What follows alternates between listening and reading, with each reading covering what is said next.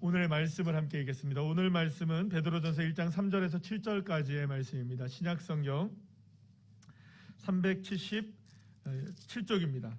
377쪽 베드로전서 1장 3절에서 7절까지의 말씀 우리 다 같이 한 목소리로 합독하시겠습니다. 우리 주 예수 그리스도의 아버지 하나님을 찬송하리로다. 그의 많으신 긍휼대로 예수 그리스도를 죽은 자 가운데서 부활하게 하심으로 말미암아 우리를 거듭나게 하사 산 소망이 있게 하시며 썩지 않고 더럽지 않고 쇠하지 아니하는 유업을 있게 하시나니 곧 너희를 위하여 하늘에 간직하신 것이라. 너희는 말세에 나타나기로 예비하신 구원을 얻기 위하여 믿음으로 말미암아 하나님의 능력으로 보호하심을 받았느니라. 그러므로 너희가 이제 여러 가지 시험으로 말미암아 잠깐 근심하게 되지 않을 수 없으나 오히려 크게 기뻐하는도다. 너희 믿음의 확실함을 불로 연단하여도 없어질 금보다 더 귀하여 예수 그리스도께서 나타나실 때에 칭찬과 영광과 존귀를 얻게 할 것이니라. 아멘. 할렐루야. 오늘은 공동체 5번째 시간으로 베드로전서 1장 3절에서 7절 말씀을 가지고 다 같이 한번 따라해볼까요? 희망의 공동체. 이런 제목을 가지고 함께 은혜를 나누려고 합니다. 주후 64년에 초대 그리스도인들에게는 잊을 수 없는 사건 하나가 일어납니다. 그것은 뭐냐면 그해 7월 19일 날에 로마 제국의 로마에 엄청난 대화재가 일어난 사건이었습니다. 이 사건은 단지 로마라는 도시 하나만 문제가 된 것이 아니라 이 사건을 통해서 로마 제국 전체에 엄청난 영향을 미치게 된 큰 화재였는데요. 이 화재가 진압된 이후에 여기저기서 악성 루머가 퍼지기 시작했어요. 그것이 어떤 루머였었냐 하면은 이 소문의 근원은 바로 그 당시의 황제였던 네로 황제였습니다. 네로가 술에 취해서 로마에 불을 질렀다, 이런 소문이 났던 거죠. 그러니까 민심이 흉흉해진 데다가 황제가 불을 질렀다라는 소문까지 이렇게 퍼지자 아무리 이 소문을 감추려고 하고 또 이 소문을 무마시키려고 애를 써도 이게 자꾸 일파만파 퍼지게 됐던 거예요. 그러면 여러분, 이럴 때는 뭐가 필요하느냐? 희생양이 필요한 것이었죠. 이게 실제로는 로마 황제였던 네로가 한 게 아니다. 이건 누가 한 것이냐? 그리스도인들이 한 것이다. 이런 식으로 소문이 퍼지기 시작했던 거예요. 그래서 그리스도인들은 그때 이후로 표적이 되었고 그 일로 인하여서 로마 제국, 로마의 대화재의 원인이 그리스도인들에게 있다. 이렇게 이제 낙인이 찍히게 되면서 교회들, 그러니까 로마에 있는 수많은 그리스도인들, 그리고 로마 제국 안에 있는 수많은 그리스도인들이 엄청난 피 같은 박해가 이제 시작하게 되었던 것이죠. 수많은 그리스도인들이 아무런 죄도 없이 이러한 누명을 쓰고 수많은 사람들이 목숨을 잃기 시작했습니다. 그러니까 순교가 일어나기 시작했고 목숨을 잃는 이들이 일어나기 시작했죠. 그리고 이 박해를 피해서 수많은 그리스도인들이 뿔뿔이 흩어지기 시작하기도 했고, 어떤 분들은 지하 무덤이었죠. 그걸 우리가 보통 카타콤이라고 얘기를 하죠. 이 카타콤에 숨어 살기 시작하는 그런 사람들도 생기기 시작했습니다. 바로 이러한 상황 가운데 있었던 로마 교회 성도들을 향해서 베드로는 편지를 쓰게 되었던 겁니다. 그러니까 여러분들, 이 편지는 그냥 읽을 수 있는 편지가 아닌 거예요. 로마서, 베드로전서 이 편지는 말이죠. 정말로 이건 엄청난 박해 가운데 있었던 상황 속에서 이 편지가 쓰여지게 되었고 그 내용이 로마 교회에 전달되어지게 되었던 겁니다. 그러니까 그때 당시의 상황이 고스란하게 담겨져 있는 성경이 베드로전서라고 볼 수가 있습니다. 우리가 함께 읽지는 않았지만 베드로전서 4장 12절에서 13절 말씀을 보면 그때의 상황이 어떤 상황이었는지를 우리가 유추할 수 있습니다. 한번 읽어볼까요? 시작. 사랑하는 자들아, 너희를 연단하려고 오는 불시험을 이상한 일 당하는 것 같이 이상히 여기지 말고 오히려 너희가 그리스도의 고난에 참여하는 것으로 즐거워하라. 여러분, 그들이 당했던 환난은 마치 불시험과 같았던 일들이었습니다. 엄청난 위기, 위협, 고난, 박해 상황 속에 있었던 로마 교회 성도들의 삶은 그야말로 고난 그 자체였다라고 말할 수가 있습니다. 자, 그런데 베드로는 이러한 고난을 무엇이라고 생각하지 말라, 이상하게 여기지 말라라고 말한다는 거죠.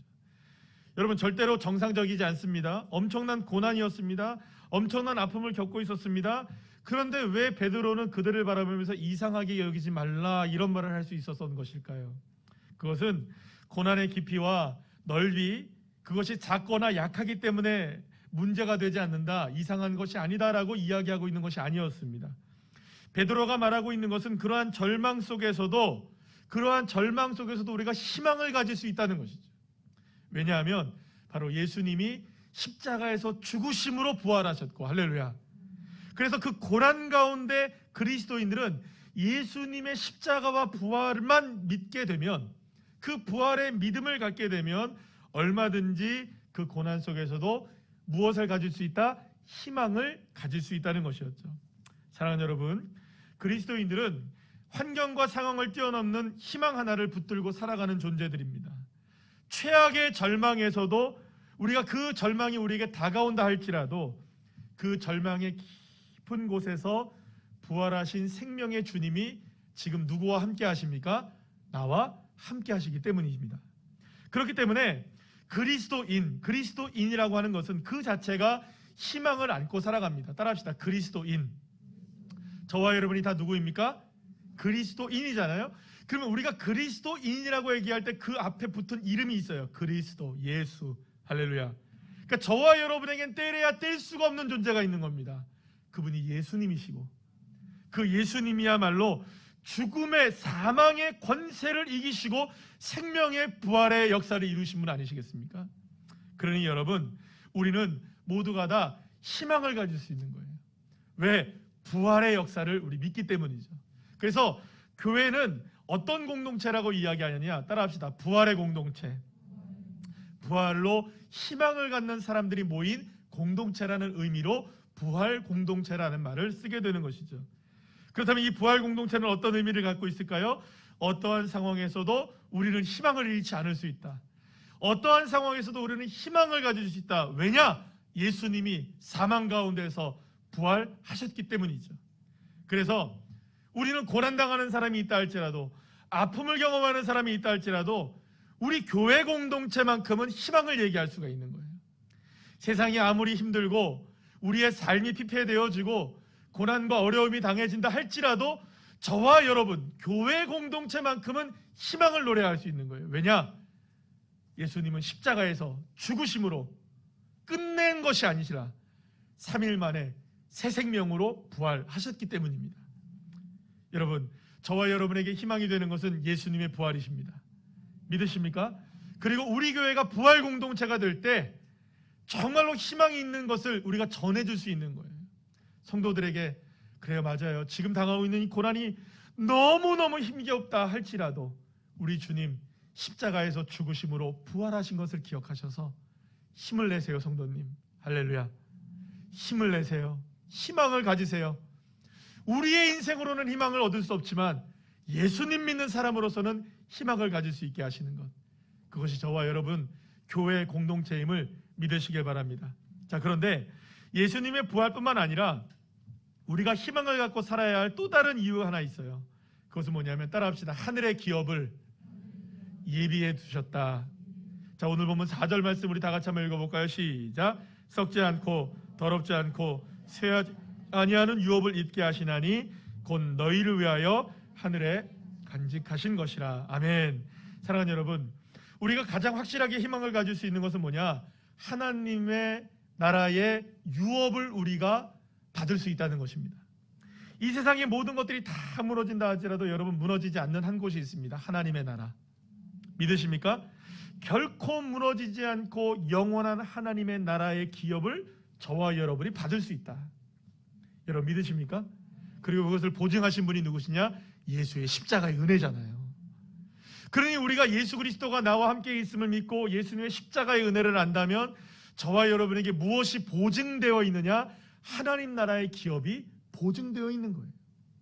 그러니 여러분, 이 땅 가운데 그리스도인이 어떤 상황에 있다 할지라도 우리는 희망을 가질 수 있는 거예요. 왜냐하면 이 땅의 문제와는 상관없이 하나님 나라의 유업은 얼마든지 나에게 언제나 어떤 상황에서 나에게 끊어지지 않는 유업으로 예비되어 있기 때문인 것입니다.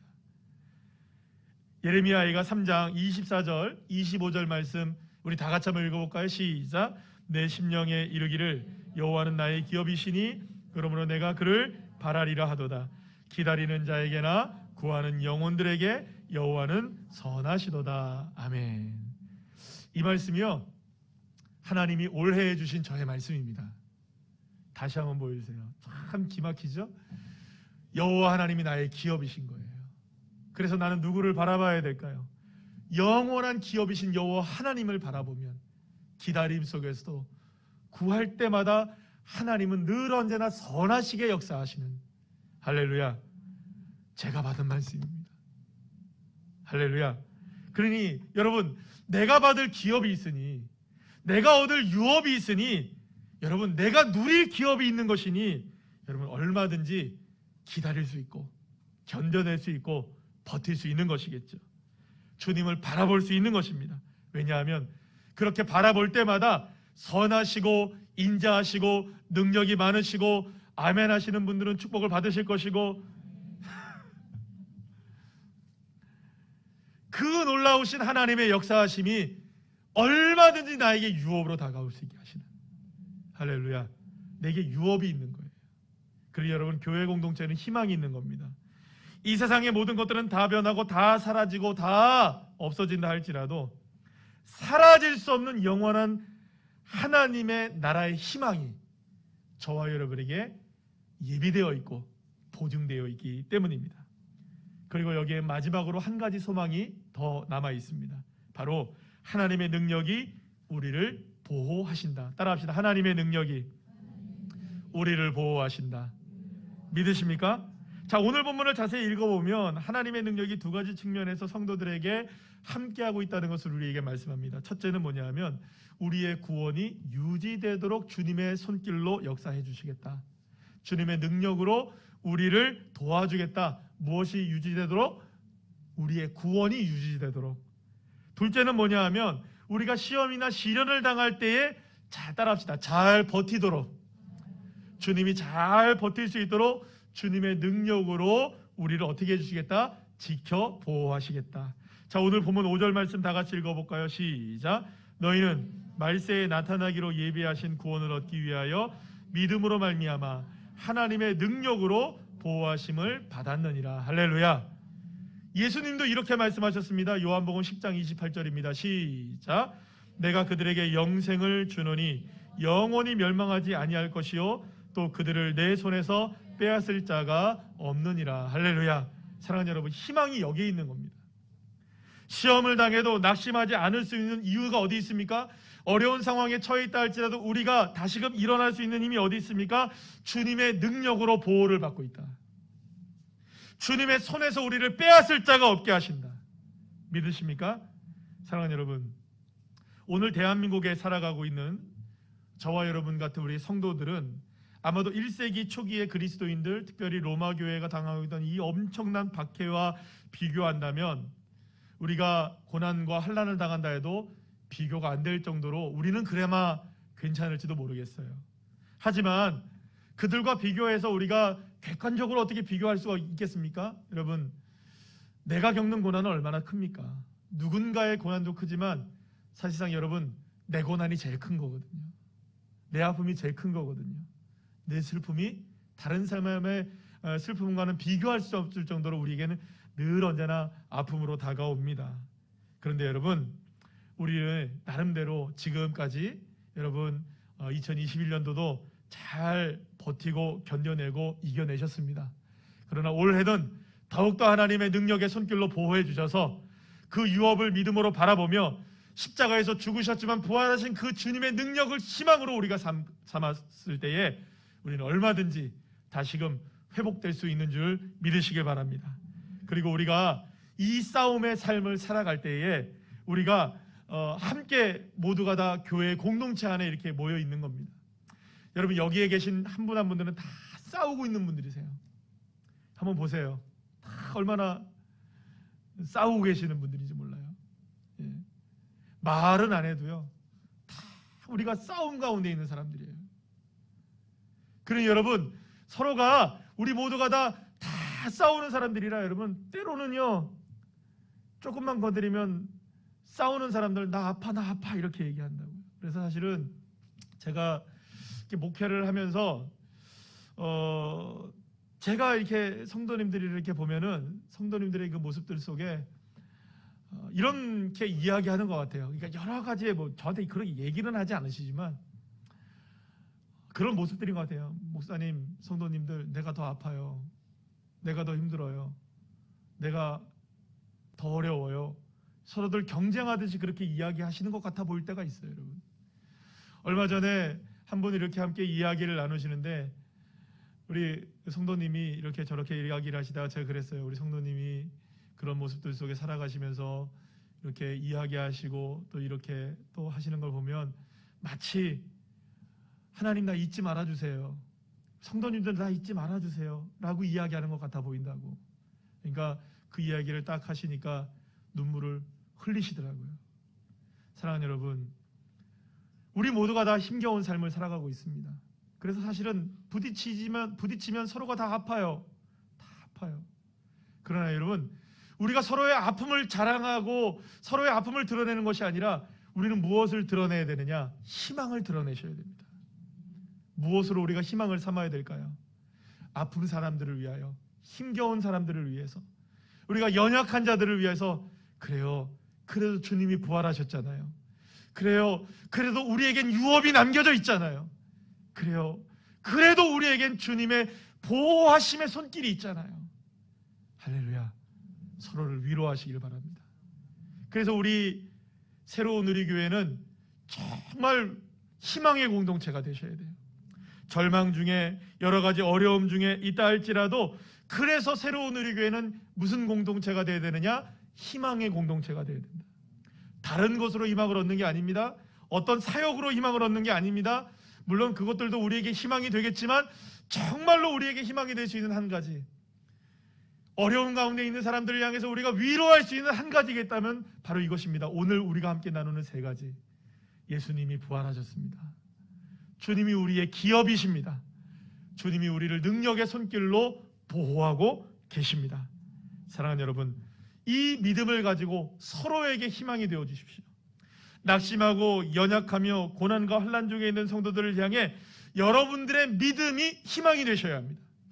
그래서 여러분들, 제가 이렇게 쭉 보면 참 어려운 중에서도 잘 버티고 견디시는 분들이 계세요. 그럼 여러분 얼마나 그분들을 보면 여러분들 뿌듯한지 몰라요.